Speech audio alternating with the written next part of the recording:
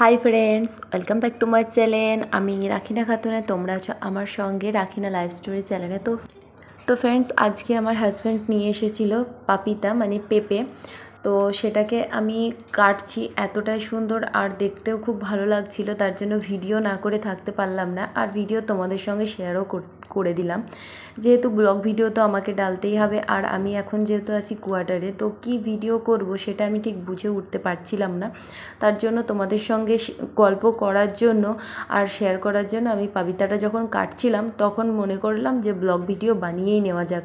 তো তোমাদের সঙ্গে কথাও বলা যাবে আর পাপিতাটাও ক্লিন করে কেটে পুরো রেডি করে নেওয়া হবে বড়বাবুর জন্য, যেন এসে ও সন্ধ্যাবেলায় খেতে পারে।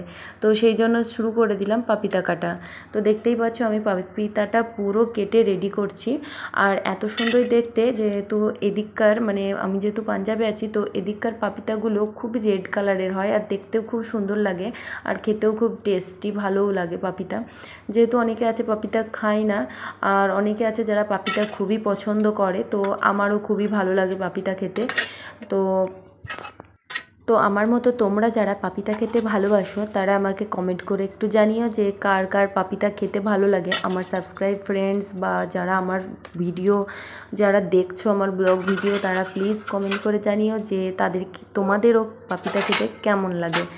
আর দেখো ফ্রেন্ডস, আমি পুরো পাপিতাটা সুন্দর করে প্রথমে ছিলে নিলাম। এদিককার পাপিতাতে ঠিক অনেকটা বীজ থাকে না, তো দেখতেই পাচ্ছ কোনো পাপিতার ভেতরে কোনো বীজ নেই। তবুও আমি পাপিতাটাকে ক্লিন করে নিচ্ছি চামচে করে। দেখতেই পাচ্ছ যেহেতু ভেতরটা একটু কীরকম লাগছে, তার জন্য আমি পুরো পরিষ্কার করে নিলাম আর জল দিয়ে ভালো করে ধুয়ে একদম পুরো রেডি করে নিচ্ছি, যেহেতু দেখতেও খুব ভালো লাগবে আর খেতেও মানে কোনো রকম দ্বিধাবোধ হবে না। তো পুরো দেখো ভেতরে কোনো বীজ নেই, তবুও আমি চামচ দিয়ে ক্লিন করে নিচ্ছি আর জল দিয়ে ধুয়ে রেডি করে নিচ্ছি, দেখতেই পাচ্ছ তোমরা।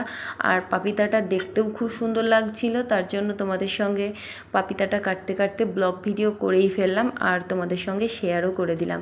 তো ফ্রেন্ডস, সবাই কেমন আছো? আশা করি সবাই খুব ভালো আছো, সুস্থ আছো।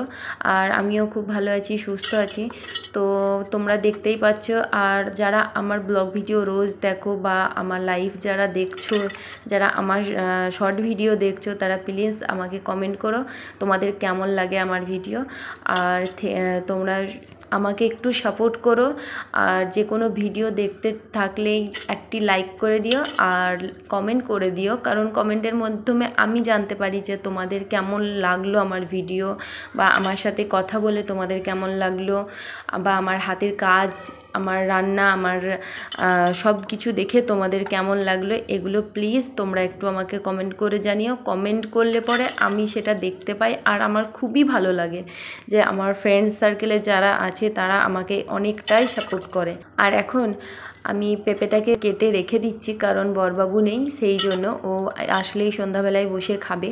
আমি পার্কে থেকে এসে পুরো পেঁপেটাকে রেডি করে নিয়েছি কেটে, দেখতেই পাচ্ছ ফ্রেন্ডস। তো পেঁপে কাটা রেডি হয়ে গেছে। আজকের মতো আমার ভিডিও আমি এখানেই শেষ করছি। Bye bye friends.